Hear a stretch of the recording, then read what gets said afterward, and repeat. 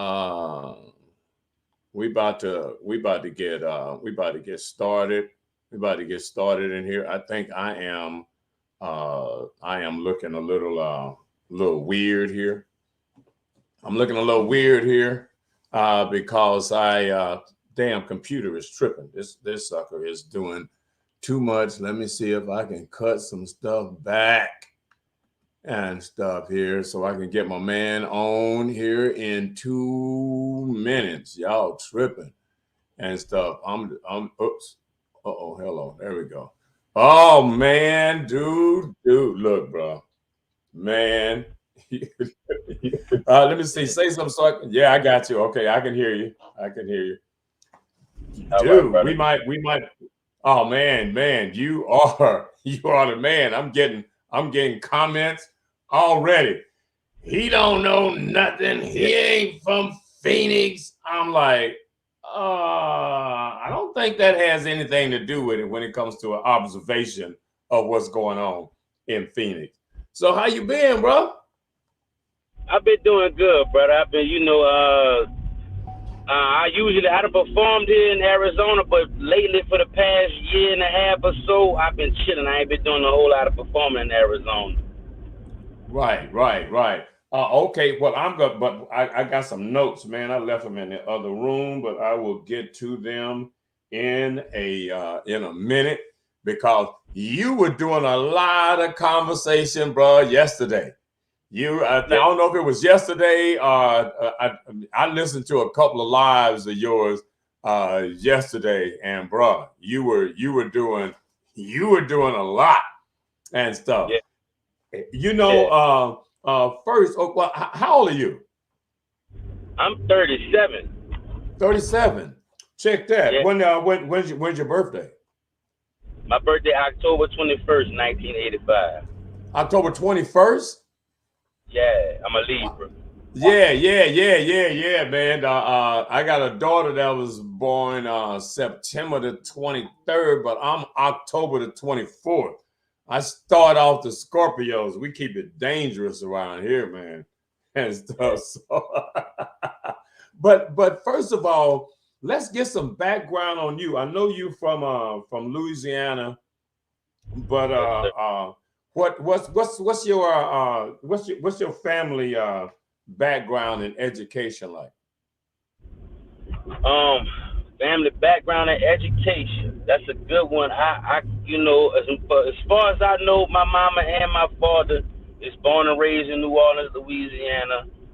Their mother and father is born and raised in Louisiana. As far as education wise, um, my mother she have a degree. She have a degree. I've been to college. I don't have a degree, but I've been to college. Right, Even I was raised in New Orleans for the most part, but I did a lot of traveling. I did a lot of traveling. right. Was your parents married? My mother and stepfather was married. My biological father was locked up a lot of my adolescence. Check that. Yeah, that is a theme probably pretty much for most black folks born after the 70s and stuff. You know what I mean? So now, did you have any kind of relationship with your dad? It got better when he come home from jail in 1998, 99 is when he come home from jail. We started to reconnect by then, but he still was going back and forth with jail. He just come home up a 7-year bid 2 years ago. Check So that. he just a street, yeah, he a street cat. Right. There's another guy here from New Orleans. I think he's from New Orleans by way of Arkansas. A brother named Ray Wimley.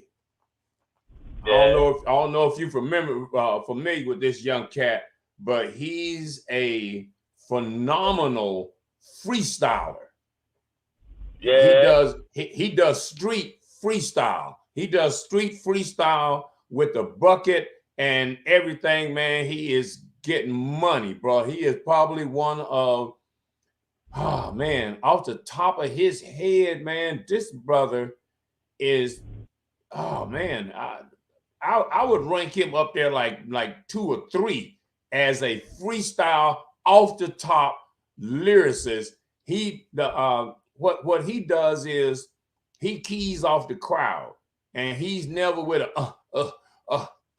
he never got no fillers. He ain't got no fillers in his rap, and he just raps about off the scenery. When people are going downtown to the Diamondback game or going to the Suns game, he's posted up and he's just freestyling off of whatever he see. What if people come up, he just including them, everything, a bus drive by, he put it into the rap, everything, man. He getting money at it.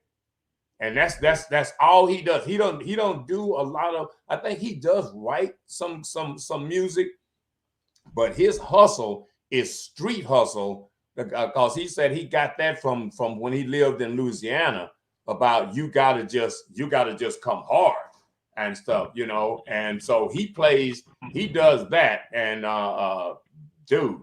So now you performed here. I checked out one of your songs. I couldn't, my damn computer. Reason why I'm switching this laptop out is I couldn't download your clip because I didn't have enough space on this laptop, and I already I just got a new Cyber Monday computer in yesterday, bro, and I'm like struggling with passwords and trying to get it online. It's hard. So, oh man, you know, because you got 15,000 passwords and stuff, man, and the computer system. Yeah, I mean, the computer system just always throws you off. So now, how did you get into rap? I mean, everybody probably just like a cultural thing, but what got you into rap? And what's your forte? What style of rap? Because I seen some of your gangster stuff, man. So I'm gonna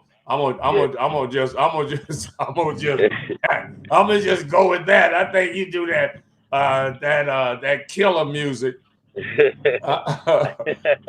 I got a wide range, but I started rapping.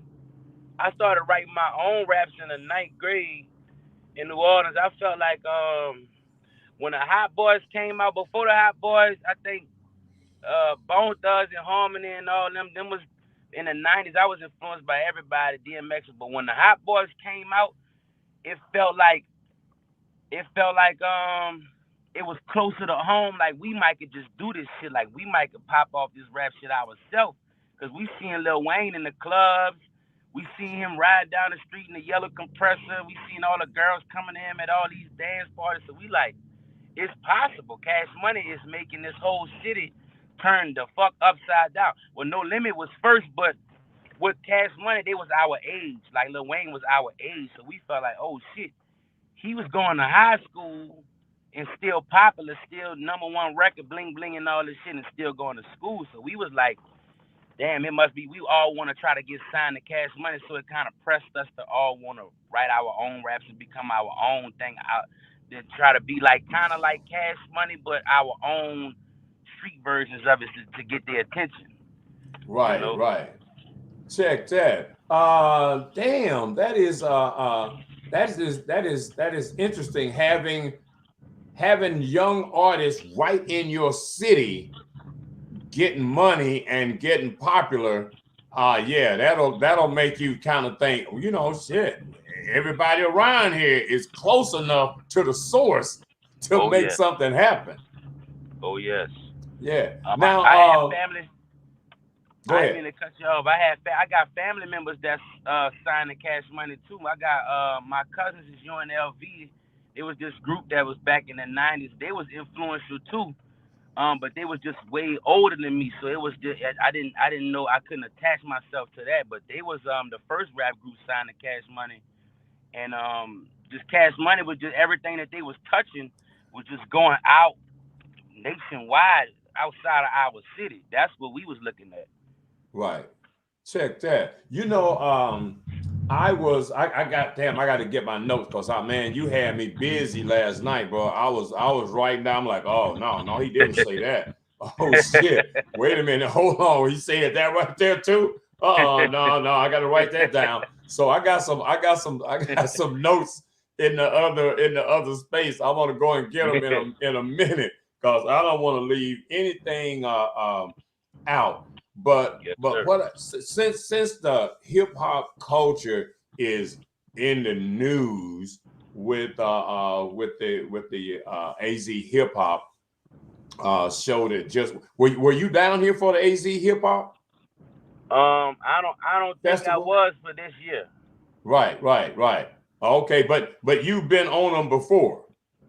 I think I have. I think I have in the past. I think I opened up and I opened up for Joyner Lucas, and I think that was the Arizona Hip Hop Festival. It just the way that it was set up. I thought I was just opening up for Joyner Lucas, but it was actually I think it was because they had multiple stages inside of one venue. Right. Yeah, they did that again this time. Since you mentioned multiple stages, how do you feel about that concept of multiple stages in a venue? I was confused at that. I was confused at that, and to be honest with you, when they told me that, I was told that I was supposed to be on the main stage, and then when I got there, I got put on that stage couldn't have been the main stage. It was like upstairs, and it was like kind of a small crowd, so I saw what the main stage looked like, and I felt like that's kind of confusing. It's just too much confusion. It's too much spread out attention throughout and within one venue to where I think it's beneficial for a promoter to be able to triple book motherfuckers and have three people performing at the same time and make it seem like, oh, it's that, but that's not. You don't have the time to pay attention to everybody. Uh-huh. You know what? Now, see, this is the reason why I wanted to talk to you because you bring a perspective that is straight from the artist. That's straight from the artist perspective, not from a promoter's perspective or not from a spectator perspective, but from an artist perspective. Now, that deal with multiple stages to me, because if I'm an artist, I'm thinking if I'm on stage and somebody else is on stage on another set, how do I get exposure? How do I get maximum exposure out of the event if the crowd is split up into several different stages? Exactly. So that was I think when you said it's beneficial to the promoter because Yeah. the promoter can, I guess, book more artists because I mean, on one stage he probably can't cram 20 artists, but on two stages or three stages he can get 30 artists in there. Yes. With the just promise of being on the stage. So now, how do you feel as an artist uh, about being sold? Probably being sold one thing like, oh, it's going to be 500 people there or 600 people there, but then they don't tell you that them people going to be split up in between three or four stages, and so only a handful of people are going to get the chance to see you according to how popular you are. Right. So how does that from you as an artist when you pay for a set like that? How do you compartmentalize that? That's like where's the win? Where's the advantage for the artist? Exactly. Man, I'm not gonna sit there and act. I'm a seasoned artist. I've been doing this long enough to make these type of like not only observations but the experience. When I had the experience, I was like, this is disastrous, fam. Like you're subconsciously fucking the artist. You're making them okay. So if I'm paying for a slot, whether I'm getting tickets or not, I'm still paying the promoter. So what am I actually paying for if I'm selling tickets to my followers? These people are my followers already. A lot of the time, like it's kind of like you're giving the money to the promoter to get the money from your family And I think that sometimes that they let you make money off the ticket, so it's like you making some of your money back. But as far as a profit, like you said, that's usually based off of your following. And a lot of the times, if this is an event for up and coming artists, you have to expect them to not have that big of a following. It's almost discouraging because it's telling you it would. If you don't have enough followers, then you're not him. But the event is to help me grow. You're supposed to Right. help me build more followers from this event. Right. So Right. having 3 stages is like, okay, I pay for my slot and I sell my tickets. Well, only my family.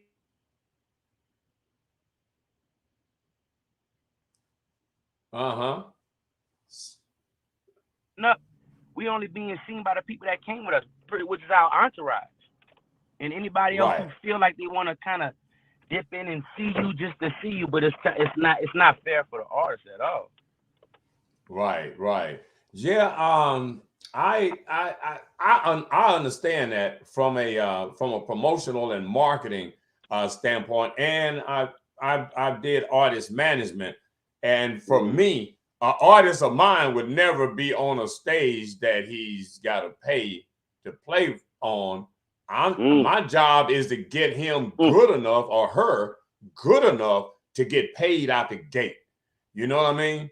And Yeah. stuff, because my artist is gonna bring some energy and a following to the event.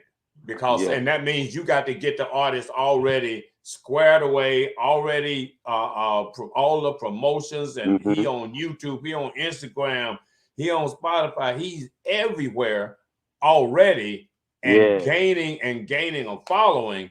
So okay, check this right here. Let Mm-hmm. me ask you this question. Has any promoter ever asked you for your demo material? Like, I need some of your music. Like a promoter say, well, look, I'm giving an event next month. I need artists to send me a profile, they bio or whatever, or send me the demo tape of the music that you are going to perform on the show. So I mean, has anybody ever asked y'all for music in advance so they can determine whether or not they want you on the show based on the quality of your music? Um, I'm gonna say actually yes, yes. But I think with me, with the way I came in the game, especially with the Phoenix promoters, with I only did events through one Phoenix promoter, and through him, I had a guy that was like sub man. He was kind of man. He wasn't. He was man. He was representing me. He wasn't so much managing me. He was representing me as an artist. So he Right. was middlemaning me these shows, and I guess through the voucher of him is how I got my shows in Phoenix with the bigger slots. Like I even did a show in Phoenix for Boosie. I opened up for Boosie, and I went on right before him. So the slot that Right. I got was a special slot. It was the higher paying slot. They had some slots for $250 and some for $500. Now with me, I got the tickets for that show, but the way I made my money back was I sold tickets outside to the people standing in line. I didn't have Right. no, I didn't have no other way to sell a ticket. I'm not from Phoenix, man. Oh hell no, bro. See, that's a hustle game right there. That's the way you supposed to play that. Ain't no doubt about that. If there was anybody in the line, I'm out there, nigga. I can get you in for half price right now, bro. And said, what? I'm finna cut them up, man. Oh no, that was an easy one right there. And I don't think they liked it that one though. I don't think that they when they realized I was doing it, I don't think they liked that. Well, dude, they just charge you, and from a manager standpoint, I'm thinking, nigga, how we get our money back over here? Cause this is an expense. I gotta put if I'm your manager and we had to pay $200 or whatever for the slot, that means right now as a manager, I'm in the hole. I'm in the whole 200 and stuff. So this is an investment. So what am I going to get for my 200? Okay, I'm going to get my artists on stage. We got some merchandise we're going to try to move in there. And we're going to throw some CDs or something and some trinkets with our contact information out there. Okay, so that's all just marketing. That ain't getting me no money. Okay, right. So now if I happen to go outside and see it's a line out there, oh hell no, this on then. I'm like, boy, I'm finna send the scalper out. Man, listen. I had I mean to cut you off, but I paid for that slot outright. It was just that the cat that got me the slot, he was gonna go half on it, but he never went half on it. So he gave me his tickets back because he was gonna sell some tickets and give me the half that he was supposed to pay for the slot. I said, listen, you might as well let me be my own manager at this point. Give me them tickets. Right. Yeah, because he wasn't ready for prime time. It was obvious. But I think one of the things is guys don't look at music and look at hip hop as a business. They look at it as a hobby and they just throwing away money, because you mentioned on your live that, okay, I got to pay for the slot. I got to go get a new outfit and clean up the whip and the whole thing. So by the time I got to get some weed, I got to get all my other little stuff. I got to get my jewelry straight. And shit, we're gonna get on that jewelry thing. You said something you said something last night. We're gonna get on that jewelry, bro, and stuff. So if you got 200 on the slot and you got 200 on the outfit and another 100, 200, man, on some fringe benefits, a freak or something, bruh, you are rack in already. Your time and everything, I mean, that's a huge investment right there. So, oh, hell yeah. If it's a crowd outside, no, I'm going to get mine. Oh, yeah. I'd have been out there in a disguise or some more shit like, yo, bro. I'd have been sliding some tickets, man. People have been like, oh, okay, boom. I'm going to get out of that line and go to the entrance line, man. I'll be chopping that line down, bro. Yeah. I was doing, bro. Yeah, but the thing you said about the jewelry. Now you from New Orleans, and I'm gonna touch on the deal about Phoenix always get a bad rap. Not a bad rap. It's honest that it ain't no hood in Phoenix and stuff. Because people that come from, like, I came here from Kansas City.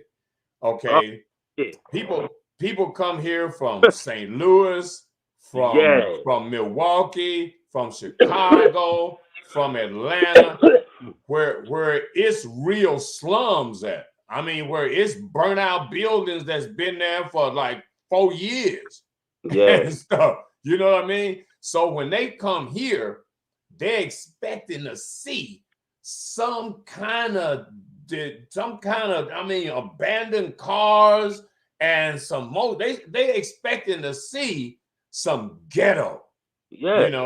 And when they get here, they don't see no ghetto, and they're like, oh hell no, nigga, y'all ain't got no ghetto. Where is the ghetto? Niggas come here looking for the ghetto. Like, dude, where y'all hood at? And said, oh man, no, we got a hood. Oh, you got to try to find the hood. You really got to try to, But on that note, like Kansas City lives up to the show me state mentality. Now you come out with some jewelry that ain't real jewelry, or you come out with anything ain't real. Yeah. the local niggas are getting ready to come at you. Yes. Period. You know, you mentioned about the shoes, about 10. You got to have your whole fit tight when you come outside, because everybody is a critic, man. Everybody's a judge. No, nigga, what's that? What? I mean, Joker finna check you, man. You know what I mean? I'm trying to tell him, dog, it's real. It's real. Man, so I mean, out here, you can get away with that because it ain't I mean, it ain't like that. This is just straight show, you know. It's Hollywood. It's, you know, it's not just make it up as you go, you know. But but that is something that you were talking about last night. As far as now, where you from in New Orleans? What's the mechanism for local artists to get on, to get some shine? They still pay for slots, or I mean, what's they got the slot machine down there too? What's up? Fuck no. So I'm gonna keep it gangster with you for New Orleans. Okay, you have pay to play situation, but them situations is usually people that's trying to bring together their own idea of who hot locally. The real hot local motherfuckers, say for example, ESTG come in town. They gonna already talk to Rob 49. Rob 49 is somebody right now. He already popping on. He got this yeet. Fuck, you know, he popping all the way out here in LA. He popping. He got songs with Lil Baby.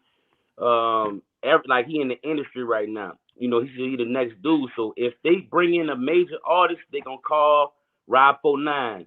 Then they gonna call another dude. And what make you hot in our city, to be honest, is sad, but you probably running with a team that's some killers, and y'all known for killing and getting money. So that's why they know y'all. You put that song out, and that's it. Right. So that's they living what they rapping. Yeah. Right. You know, you touched on the culture reflecting the music, reflecting the culture and reflecting what's going on in the city. And because you got a city, you coming from a city where it's a lot of action and stuff, well, guys are using that as content. Whereas and I think you said something about the conscious rap, like the conscious rap was kind of you know, that's on the back burner, because we got this, because the people that watch the culture and the people that's in the culture like the hard end of the culture and gravitate to that side of the scale. But for conscious, okay, let's define conscious real quick. Let's define what conscious rap would be to you. Let's define that. What would conscious rap, what would be like the content of some conscious rap to you? I feel like Kendrick Lamar and J. Cole is for sure conscious rap. Like when he got a song called just that whole just this whole project, the last project he dropped, because I like conscious music. And he like, to me, Kendrick is like the epitome of it. Then you got J. Cole, then you have people like Jid, then you got motherfuckers like J Electronica. This is older cats that's more conscious. You got right. Mos Def, Talib Kweli's. That's the conscious crowd, you know. Right. Common. Right. Yeah. Okay. So now, okay, think about this. I'm gonna give you a scenario, because a lot of times, I mean, I'm an older cat, man. I ain't gonna go through what one of these other would-be interviewers went through. You know, I'm an old guy. Blah blah blah blah blah blah blah. You know, that was just some bullshit. But yeah. I'm like 72 years old, bro. And I mean, you know, I'm pretty aware of stuff. But now, one of the things that always bothers me about rap is that there's some things going on that people just don't talk about. You know, you mentioned something last night, and I got a show that I'm supposed to be doing called it ain't Black Men, but it's called Men's True Confessions. And it's about relationships. About if you had a bad relationship, bro, we need to hear that story. What the hell did she do? You know what I mean? She broke your heart, because you mentioned the thing about heartbreak and people lying about being heartbroken as far as men are concerned and stuff, or just doing something else destructive to cover it up and stuff, you know. But and then you went with that they just a liar. We're gonna have to talk. I need my notes, bro, because you covered a lot of shit. But for a grown man, I'm thinking, okay, this is the scenario. If you a young brother in the hood, you growing up, you 6, 7, 8, 9, and your mom ain't married to your dad. Your dad is around every now and then. She got another dude popping in. Oh shit, now she pregnant by that dude. Damn. Now, as a son, a lot of rappers always talking about, man, my mama this, I love my mama, and blah, blah, blah, blah, blah. But I got to think, brother, deep down inside of a lot of young brothers' heart, they mad as fuck. They mad at their mama, and they just don't never say it. They ain't got the nuts to tell mama that, you know what? You been fucking up. And you got me fucked up. And shit. I'm out here treating women like I see men treating you. But I talk about I'm cool with you as my mother, when deep down inside I got some hidden anger and disappointment in you, because I don't care if I had a bad dad. I would like to have that nigga around anyway. I don't care if he was fucked up. That's the dude you picked. I ain't pick him. You picked him. You picked him. And how come I got to suffer?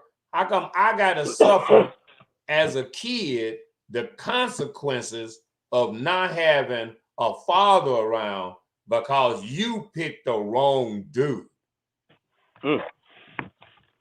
You know, I got to think that brothers, I got to think that brothers are carrying around a lot of pain that could be in their music, that they could put that in their music of how they really feel, and it would change things. If brothers, well, I mean, I'm not saying that you know, conscious rap, the world is going to be a better place, but just keeping it real. This the shit that happened, and this the way I feel and shit about what happened and stuff, because it doesn't seem like to me that we get a lot of black men's feelings. We get the aftermath of his feelings and stuff, and we don't get why he out here mobbing and stuff. You know what I mean? And stuff, because he didn't start out like that. He started out 4, 5, 6, 7, innocent as he could be, and then he turned into a monster and stuff, you know. And so I'm like, bro, what are some of your so in that? Do you see brothers? Do you see brothers your age, younger, that are kind of having some issues with how they grew up? I definitely see that. I see that. To be honest with you, that's the creation of gangster hardcore music. That's what births it. The fact that the neglect turn you this way. All right, if I'm at home and my mom and them doing all this, I'm gonna go this way. What's outside? All the shit that's outside. So, and I think with black people, we more built on code. Our mama taught us to respect her, so we not gonna go out here to the world and tell the world that, because we feel like we'd be disrespecting our mama, regardless of if she cursed us out, threw slippers at our head, didn't come get us from jail, or whatever she put us through, and we felt like subconsciously we feel like we put her through that. They make us, we put them through that. You put me through you going back and forth. Why am I going back and forth to jail though, man? Why I got these issues? You do neglect that part, but you say you're putting me through all this hell. Well, why? What you think I'm going through? Why am I going back and forth to jail? I'm going through hell too. I just don't know what I'm dealing with. Right. That man, dude, bro. At the end, that's one of the reasons why I decided that no, I'm gonna have to talk to this brother. I don't care what folks around here think and stuff. I've already had people inbox me. That nigga don't know nothing. He don't know this. He don't woo woo woo woo woo. Man, no, you can't. You be surprised what people know. Well, but before I even go into that, what was your background in high school? What did you like in high? You graduated from high? Oh yeah, you said you did some college. What was your favorite subject in high school? I'm not gonna lie. I graduated by the skin of my teeth. I graduated a C student. In school, I bounced around so much. I went to so many different high schools. I think I've been having issues. I was problematic, so they was bouncing me around. They moved me to California. They moved me to Ohio. I wound up, they kind of like pushed me through. I pushed myself through and got the fucking diploma because I was bad. I was only at that school for 3 months. I had to pass an Ohio test coming from California. It was just, I think I passed by graces. The fact that the teachers liked me, that I was entertaining to the school. Like I came from another place. The people looked at me like an alien. They was looking at my clothes. Oh my God, you're beautiful.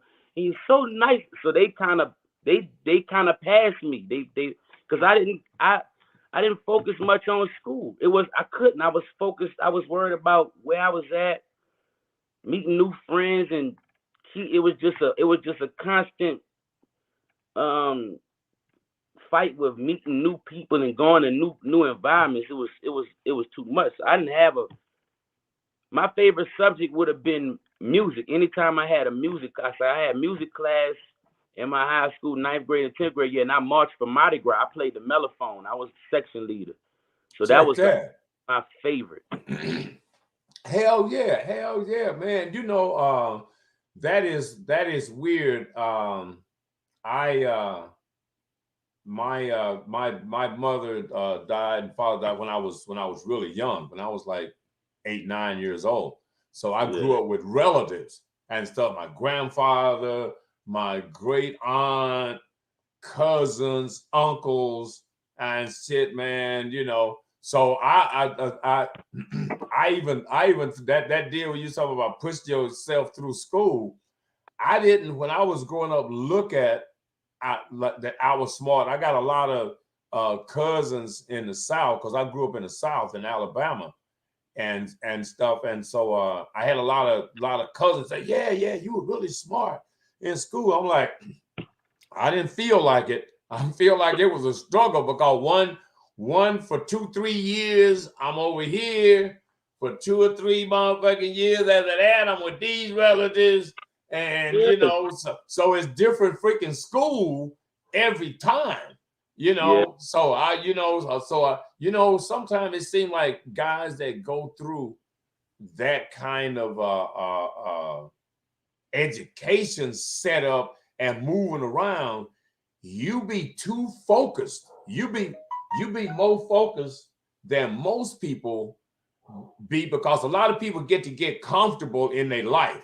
Mm-hmm. When you moving around like that, you ain't got no time to get comfortable and Right. stuff. You got to stay on top of everything, you know. Yeah. Shit, am I gonna be cool here? Is this all right? How long this gonna last? Yeah. And shit. So you focus, and and a lot of you can't get distracted a lot and stuff, you know. So shit, man, that might be a blessing and a curse, you know, at the same time. But damn, bro, no, you turn out to be a pretty sharp guy. I don't. Thank you, bro. Dude, I listen to people conversation, and I man, you can't fake being smart. Yeah. You can't fake being aware. You can't fake being conscious. Do you think because you seem to be a kind of polite and focused guy, to be kind of, you know, because you talk about being a little angry and stuff, but you seem to be a little focused and polite, and instead of like most black men that's your size is pretty much bullshit. You know, they pretty much about to fuck everybody up and shit, you know. But your demeanor and your conversation is more like that of a teacher instead of I'm just in this shit. I just go along with what's going on. Shit, is somebody fucking with my dog? Shit. Motherfucker barking and shit, you know. But anyway, but man, that's as a matter of fact, I think when you asked me about some talking points, and right then I was like, okay, what's the chance of the average rap dude asking me about talking points? I'm like, okay, all right, okay, so I'm gonna have to take this guy to the next level. So now, when you look at Arizona hip hop, because you mentioned something about you mentioned a lot about Mexicans and Indians, and then when you found out that Mexicans didn't like other Mexicans. Yeah. You know, man, look, that is the influence of white supremacy, bro. That is what that is, right? Damn, I gotta call that guy back, man. I'll call you back and said, but that is the bottom line overriding factor, because Mexicans that were born in the United States feel white. You know what I mean? They feel white and they move white. You know what I mean? And stuff, and especially because there's so many of them, they move like they want to move. You know what I mean? And stuff. But because they've been Americanized and whitened and whitened, they look down on Mexican nationals, you know, which is the weirdest thing. You know, you're a paisa, you a real Mexican, right? And stuff. And then you are a Mexican American. Well, hell, you came from Mexico and stuff. You know what I mean? So it's like, why you mad at your cousin because he still live in Mexico? And stuff. You know, it just seems kind of but that's white supremacy though, bro. Yeah. Once I teach you that your people ain't shit, you you know. You know, once I teach you your people ain't shit, you know, we need to stop them at the border and stuff. You better agree if you want to like work with me. You want to get the money, you want to get the nice job, like, you know. But the thing is, man, and I know you found this out being in Tucson. I don't like even something, but I do a lot of politics, so I don't care what people think. You know, truth is what it is. But in places like Texas in the 70s, Mexicans had restaurants that was for white only. They ain't never liked black people. Ever. They've always considered themselves as white people. And one of the from a political standpoint, one of the reasons why we have the term Hispanics is because during the 70s, the 60s, when we was going through the civil rights movement of minorities, we minorities, and at the time, it ain't nobody here but black people and white people. Yeah. Up until the mid 60s, up until we got the right to vote in 64, there were no other niggas here. And there weren't no other foreigners here like that. There wasn't no Mexicans here like that other than out here in the Southwest. And they wasn't considering themselves black like us. They was considering themselves white like white people and stuff. So what ends up happening, how they end up becoming a minority in the late 70s was that they said, how do we cut into them niggas minority rights? How do we cut into that pool of money and benefits that are set aside solely for niggas? Because it ain't nobody here but white folks and niggas. And we the only minority. We the minority. You know, we come from slavery. We the minority. Okay, so Mexicans say, you know what? What is the thing that separate us from white people in America? They were like, fuck yeah, we speak Spanish. We are Spanish-speaking white people. And we are a minority. And that's how they squeezed in, not because they brown. They squeezed in because they are Spanish-speaking white people.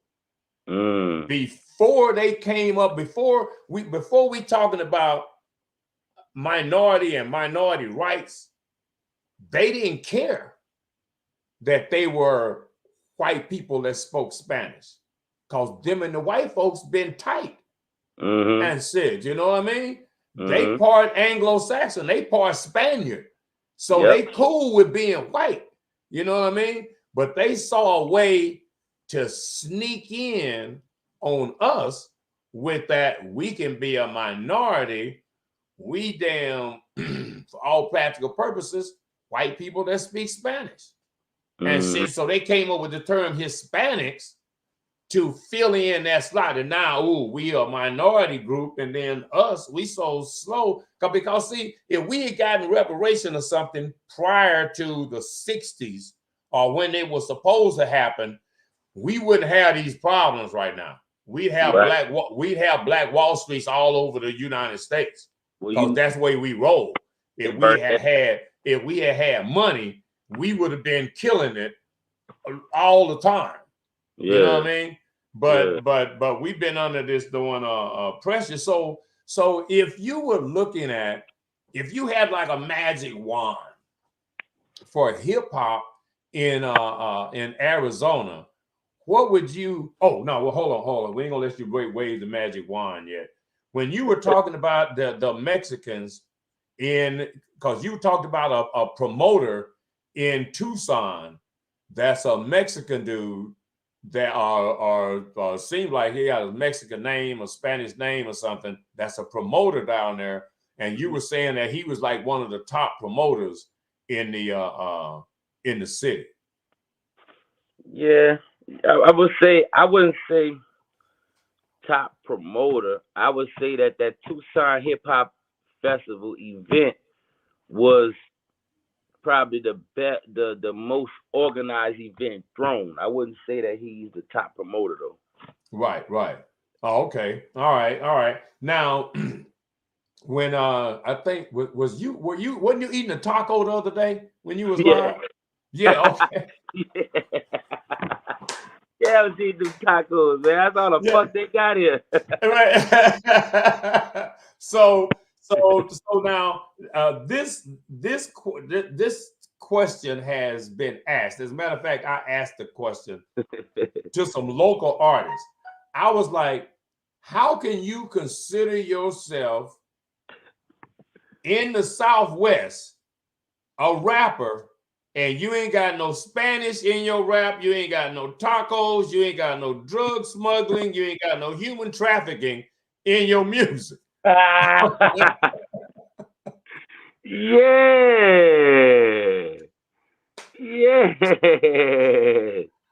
I'm like, if you ain't down with Jose and the rest of the Amigos and Pisces and everything in your, man, how you Southwest?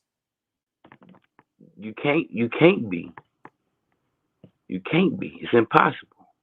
And see, there you go. There we go with white supremacy again.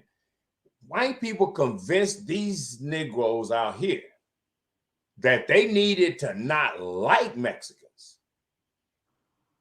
Niggas went for, this is a English only speaking town. And I'm like, nigga, you grew up out here and you don't speak Spanish? Get the fuck out of Dodge.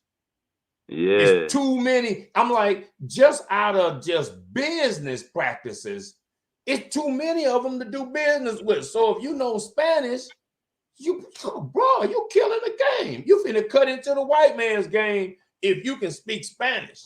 Yes. You know what I mean? But brothers out here look at themselves as a separate little American Negro pocket in the middle of white people and Mexicans. Mm-hmm. Thanks. And I'm like, bro, them people could be your friend and your ally and stuff. But it's been, man, it is crazy out here. But I mean, for me, I'm thinking, man, if I grew up out here, boy, bro, no, but me and these essays. I see some of them linking. I ain't gonna say that because, like I said, they got the blood gang here. They bloods just look like it's damn near just as much Mexicans as black people in the Tucson blood gang. Oh, bro, look, you don't even you know an artist now. He is not associated with gangs. As a matter of fact, this Mexican brother is about the cleanest of clean, straight, don't drink, smoke, stay out late, but is the poppin'est damn rapper in Arizona. Damn. MC Magic. Oh, MC Magic from Arizona? Yeah.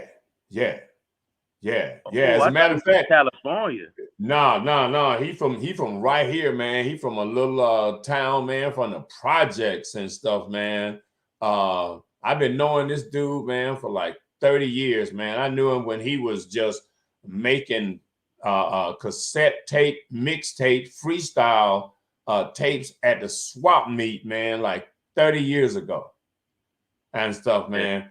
He had a system that was so cool because he speak Spanish and he speak English. So he freestyle rap in Spanish and English and stuff, you know, all the time. So what he came up with was a concept called custom mix cassettes, custom mix tapes, MC Magic custom mix tapes. And what he would do is he had keyboard with them old floppy disks, them big discs and stuff, sampler keyboard.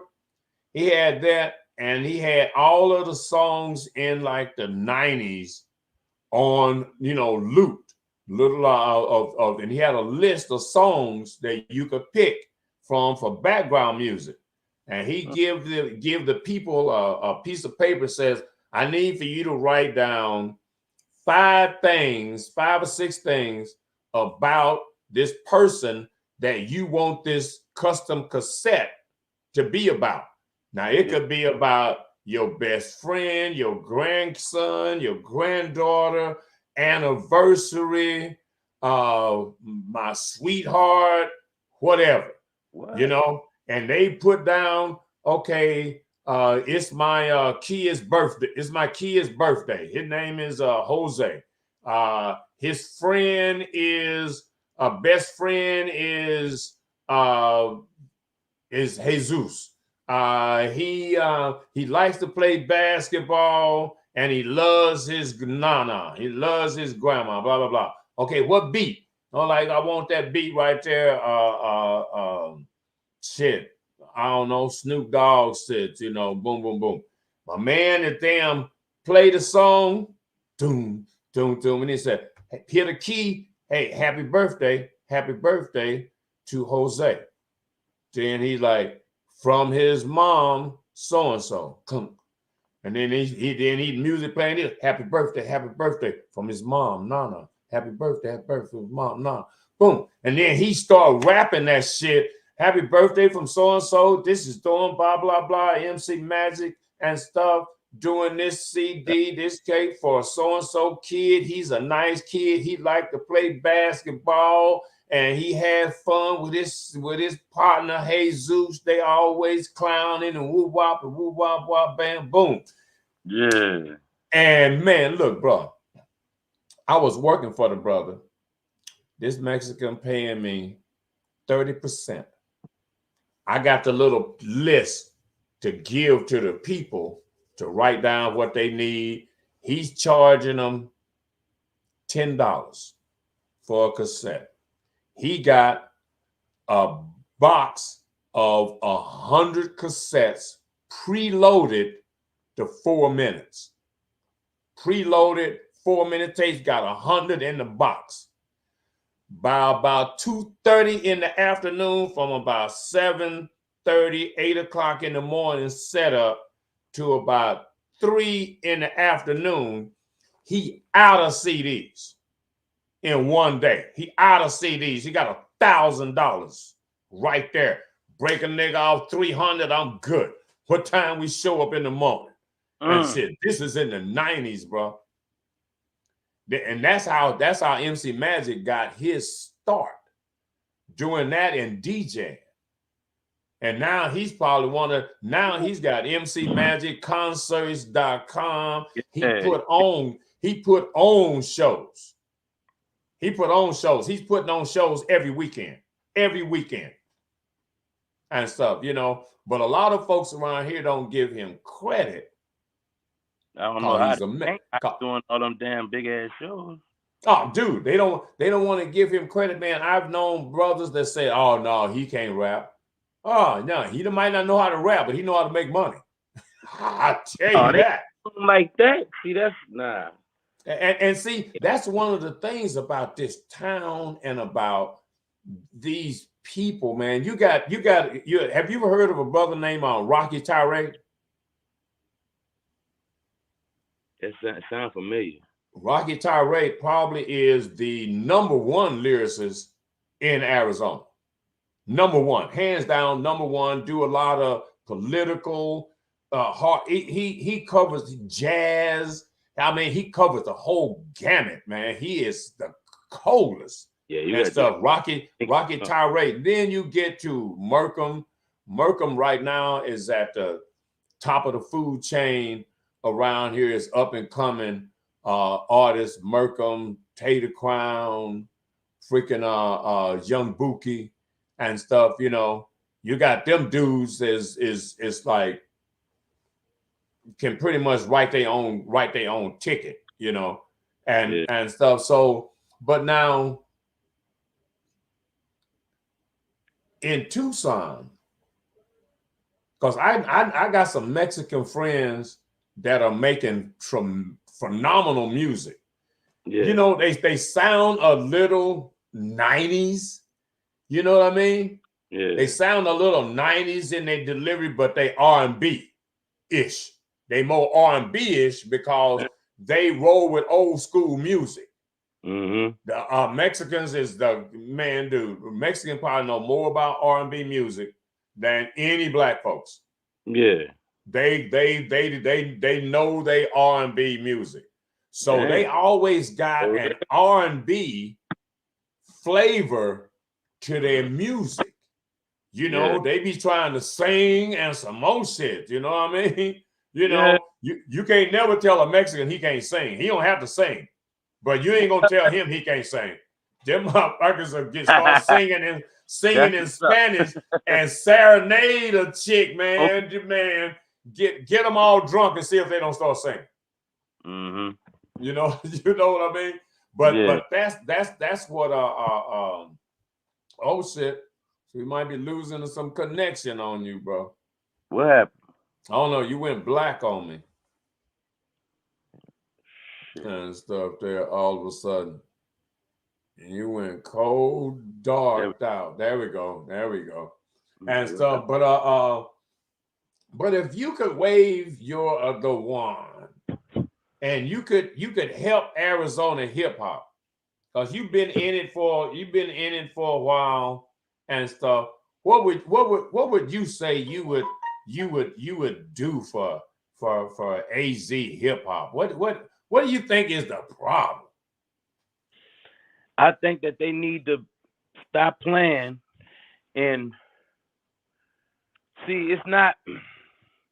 I feel like it's more about the quality of music, how in tune you is with rap sound like today. Because we all love all genres and styles of rap, but you have to pay homage to what's in the forefront, like, and why it's in the forefront, and why the world, like, why is the #1 artist people like NBA Youngboy, Drake, and your 21 Savages, even though people from certain eras will look at 21 Savage like he not lyrical. It hasn't been about lyrics, like I said, since Kendrick had his wave, since J. Cole has. See, when these people have their wave, you know, it's more like about how I feel and how these people is living their life. And like these people, if they start to bring bigger artists, more consistent, and then put the local artists that have the music that align with them artists, they can break the artists, which is a breaking artist. Like if you be consistent with aligning the newer crowd with like the newer artists that cost between $10K, $20K, and all that, these cats, not the B-list ones, the ones that we hear about often. If you bring them maybe twice a month or as much as you can, but also the opening acts got to be hard hitters. It can't just be people y'all like. It got to be people that actually have songs that align with this style of type of music. You can break them artists. You just got to take 5 and work with them every 6 months. Take 5 artists y'all like and let them open up and see how that run. If by the 6 months they ain't getting consistent features with the industry, and then you move on to the next 5. Right. Do it like that. Oh, okay. So now, man, 10 and 20K artists. Ooh, Lord, man, I don't know if these folks got the budget for that. They might have to. They gonna be somewhere in the 1 to 5K artists that be now watch this. They had these little kids, these little college kids had bought Sway Lee, and I know Sway Lee cost some money, but I also know that they might have had some type of connection. So it's certain sneaky little millionaires that's out here that have these industry connections that's not giving them out because of maybe how they feel. Maybe they don't like the business being done, but they out there. They got the industry connection. That's the key. Is if like for me, example, I'm from New Orleans. I could if I went home more often and I had my ear towards the streets, I could probably get NBA Youngboy on a cheaper budget just because I might know his family member or be connected to the family or something like that. Right, bro. Look, you shouldn't have never did that, bro. You should have said that, bro. Oh no, sir. You should have said that. I'm just saying. No. You done already said it, man. Power to the people. Look, bro. It's all about connections and stuff. Look, bro. What do you normally do all day, every day? You got a regular job or in Tucson? What do you do? I do. I work for a delivery company. I make a lot Right, of right, deliveries during the day. right, right, right. Oh, okay. Today I'm off. Mm-hmm. Cause no, what I was getting ready to say, bro, it is see, I'm a content creator, bro. Yeah. And it is nah, yes, sir, man. I'm Phoenix Street News. I need to put the little shameless plug in here because it is my show. Come on. I am Radical Mike, the What's Up with Radical Mike show. What's Up is an acronym for With History, America's True Self unfolds painfully. That's what's up. We don't do nothing but bring the pain. The program is brought to you by PhoenixStreetNews.com, the Valley's news and entertainment directory that caters to bars, nightclubs, restaurants, other entertainment venues, and provides digital advertising for small and large businesses, plus business printing, business flyers, banners, business cards, window treatments, and more. PhoenixStreetNews.com. That's it. And so that's what we doing over here, bro. I don't know what them other folks be doing, bro.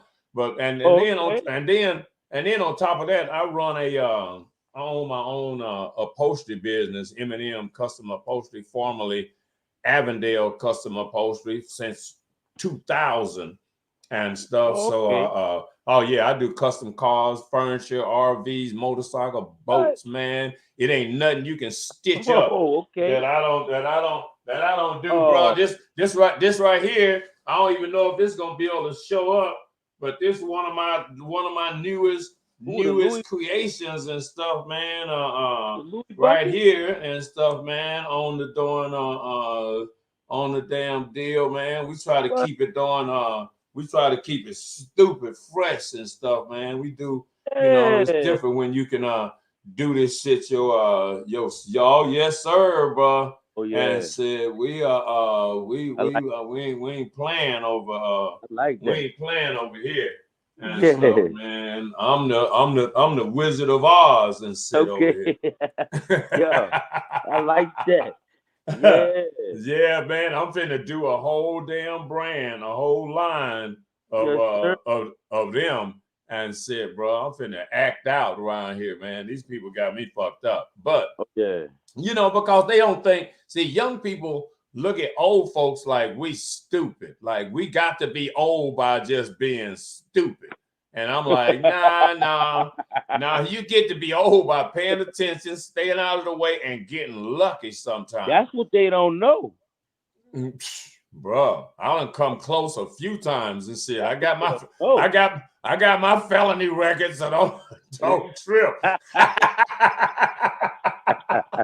I'm in the club. Don't even worry about it, bro.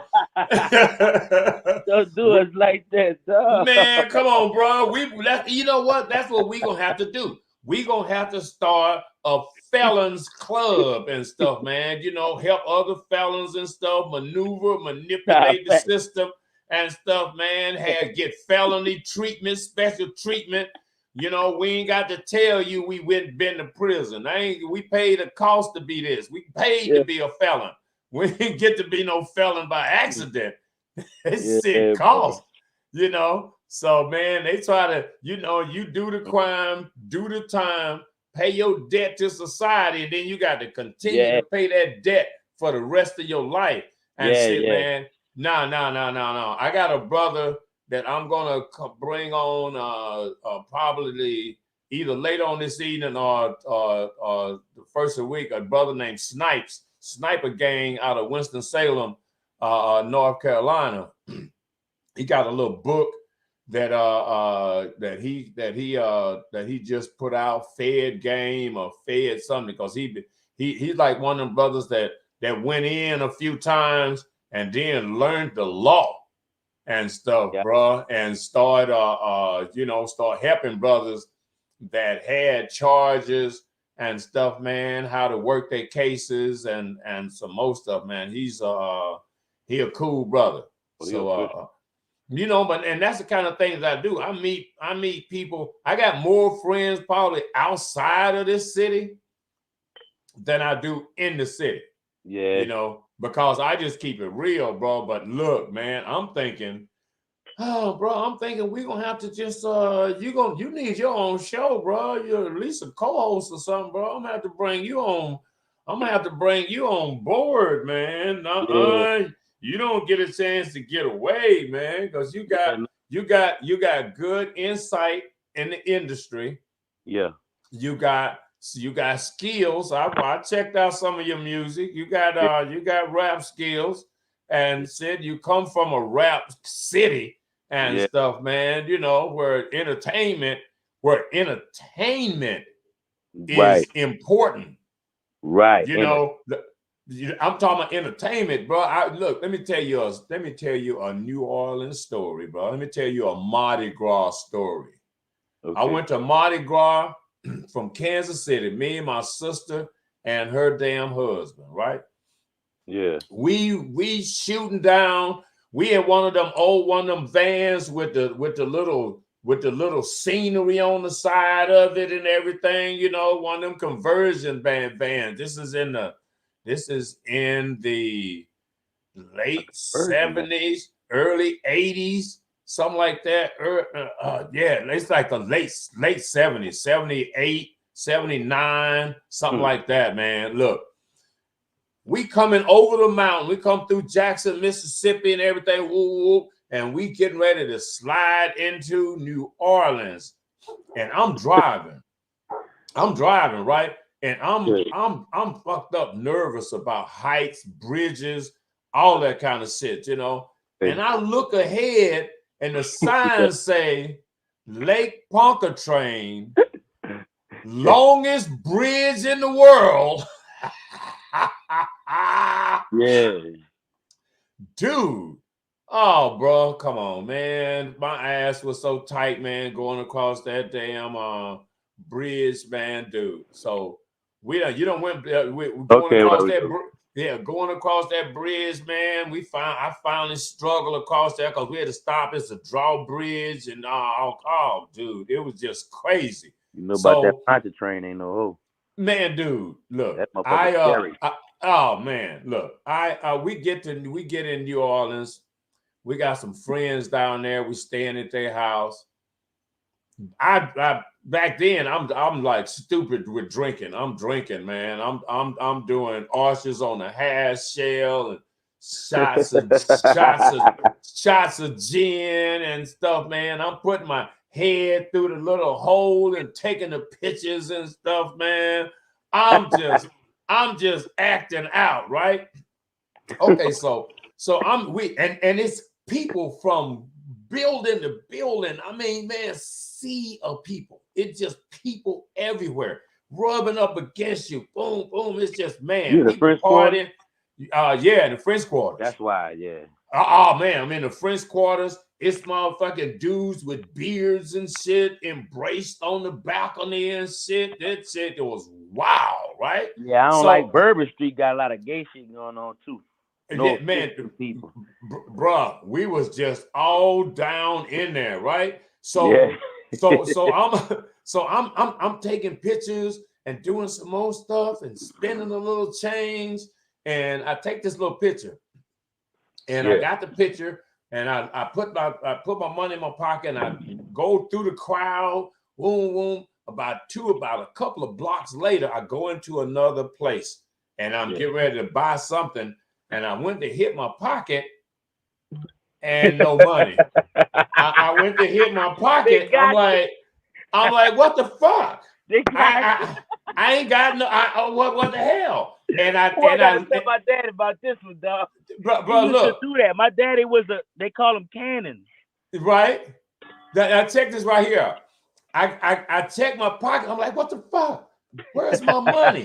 Wait a minute. This story gets crazy.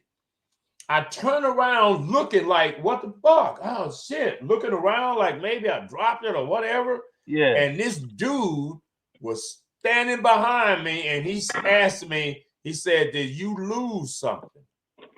I was like, yeah, my money. Yeah. And he said, here, and hand me every fucking dollar. I was like, get the fuck out of Dodge. How this happen with thousands of people? I'm like, bruh, you know, I didn't even know how to take it. I'm like, dude, you been following me? What the fuck is wrong with you? But I was glad that motherfucker gave me my money though. My trip would have been He fucked. caught the pickpocket. Somebody was watching the pickpocketer. Right? That's how they do. Yeah, man. I think I probably just, put the money in my pocket, and when I pulled my hand back out, the money just fell back out with it and stuff. And this sucker was just happened. This dude just happened to be there. And like, I don't know what he was doing, why he was there, why he looking at me and shit, I'm like, dude. Dang. But he got the money and followed me. He didn't get the money and just stop me and say, yo, you dropped this money. He picked up the money and followed me. That was God on your side. Man, come on, bro. That was real God right there, man. And in New Orleans, y'all got that voodoo shit working down there anyway. And stuff, man. Y'all got the man. Come on, bro. It is what it is. It ain't nothing nice down there, boys. You don't want one of them geetsies, motherfucking damn light-skinned sisters down there, boy, with the hazel eyes. They practice that shit. I know. I've heard of jokers, man, getting your hair and some more shit, man. And now that's really more like the outskirts, like Appaloosa, Louisiana, like Crawley. That's the swamps, but they do come to the New Orleans for like carnival and special occasions to do their little woo wop on the out of towners. This is all for the out of. Everything we do is for the out of towners. We gonna come get y'all ass. Our little females, they don't need no pimps because they renegade. They gonna rob you. They fucking self. Right. You know what I'm saying? So that's how they coming.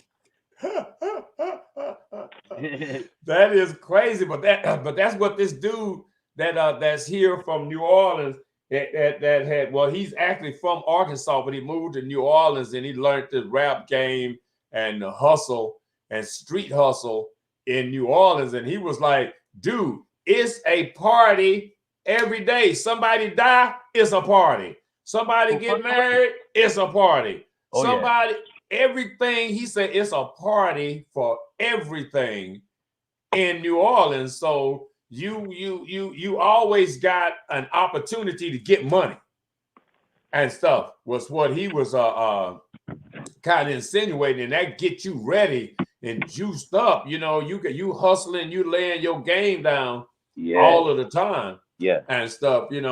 But Chuck, bro, we're gonna have to talk about the idea. Oh shit, it's been an hour and a half. We're gonna have to talk about. Oh, dude, when I get in a interview with somebody, man, no, we take it to the limit, man. I don't be playing. A lot of these guys don't know what they're doing. So they got their little. But I needed something. I needed to talk about these type of topics with somebody else. Oh no, bro. I think what we're gonna do, man. We gonna get together off the air, man, and we're gonna put a little show together, man, and yes, sir, and make something happen, man. You got any of your music and stuff right there on your phone or something you can play real quick? I don't even know how to. Well, let me see if I can play something. If I get off the screen, it's now we black, huh? Yeah, we black, but I can still hear you though. Let me see if I can. While you got that black, I'm gonna black out over. Well, I'm gonna let my scene stay up because I'm gonna take a leak. That's what's happening.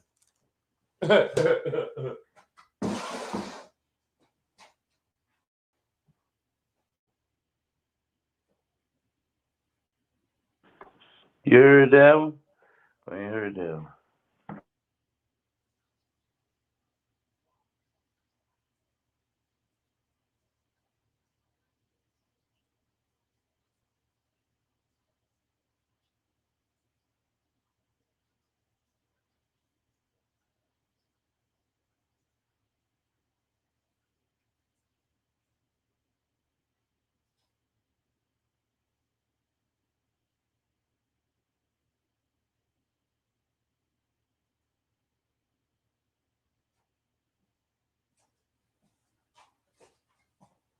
Wop, bop, boo, bop, bop, bop, bam. All right.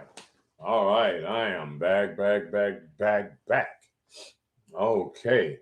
Yeah, because I didn't let me see. Let me see why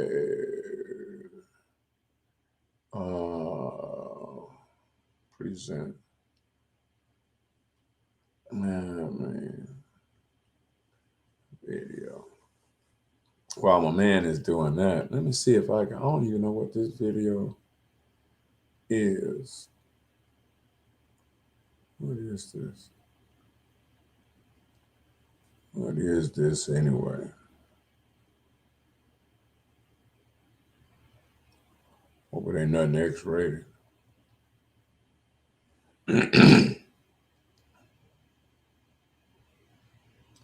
I hope it ain't nothing X-rated. I don't know if you're gonna play something right here. I don't even. This ain't even Oh. Okay. That was let's take that off there. That was some bullshit right there. Oh, I know what that was. I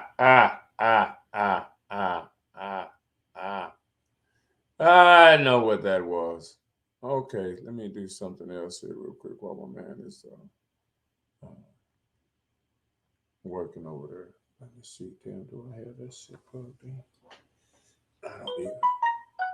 I don't even have that plugged in. I got to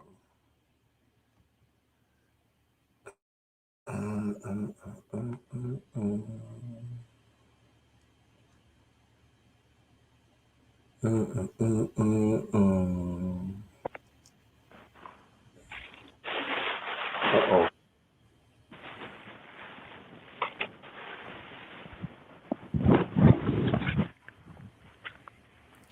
I hear some rustling around over there.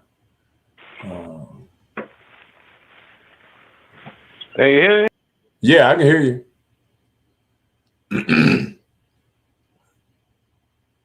Uh-oh, shit, he fell off right then, though. Well, he's redoing that. Why don't I do this right here? Why, bam, bam. Let's see how this will go.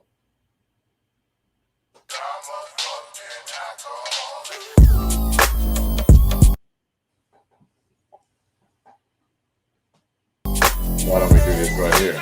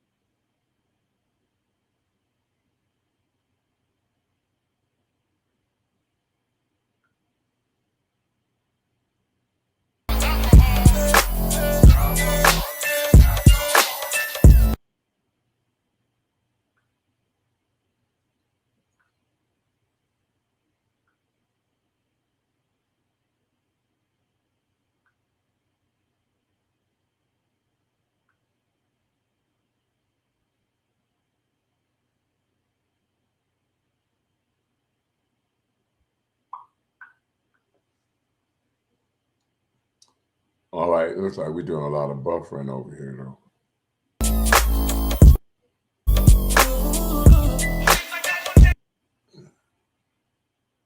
Oh, shit.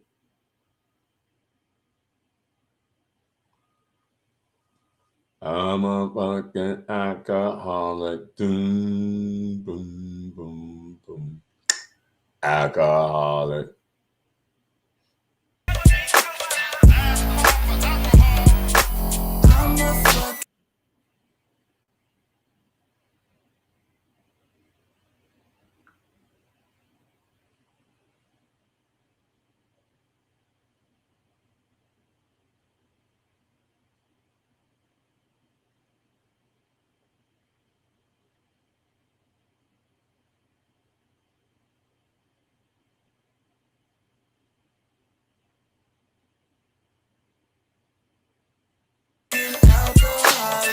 meditate the crizzle, popping like a pistol. Proper.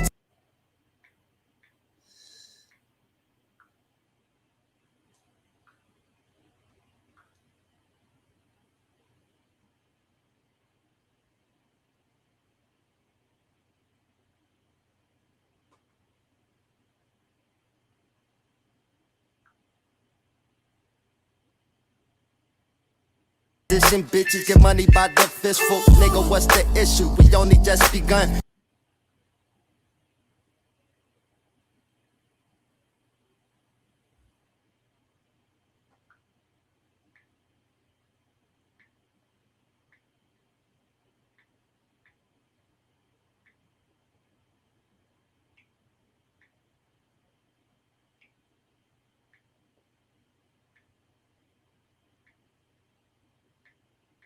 Crown is on the speech, the beat is on C1. Liquor.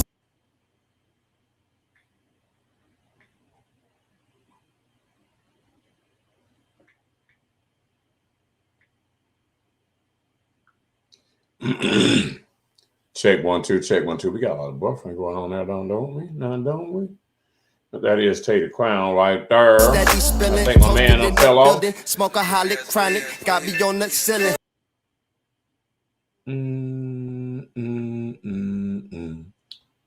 Alcoholic. All right, so while that is doing its play, and I think my man lost the connection, and that is what that is. But anyway, so that was the show. And how long has it been here? 1:39. So what we're gonna do is I'm gonna fall out of here, and as a matter of fact, check this right here out. I'm a drinking alcoholic.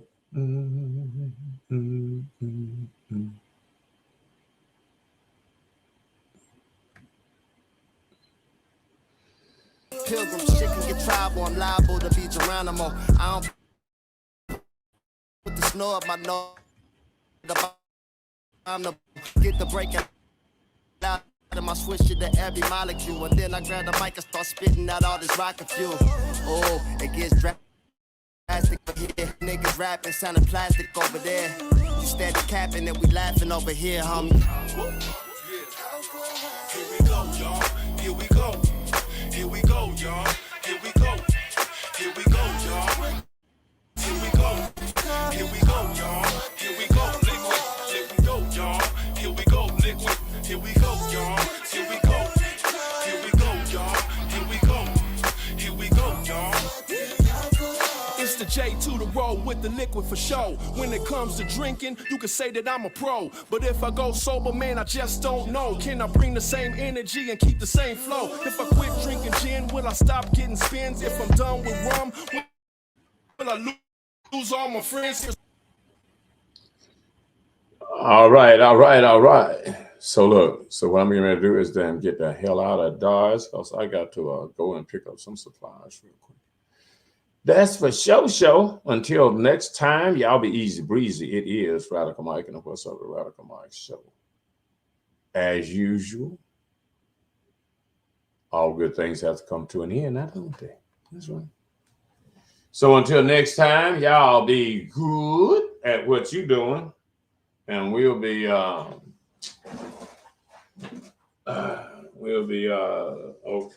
at what. We'll be okay at what we are at what we are doing around here is too. So until next time. It is Radical Mike and What's Up with Radical Mike Show. I gotta go. Oh, Earl. Please like and share the show. We gotta go. Bye. Mm-mm.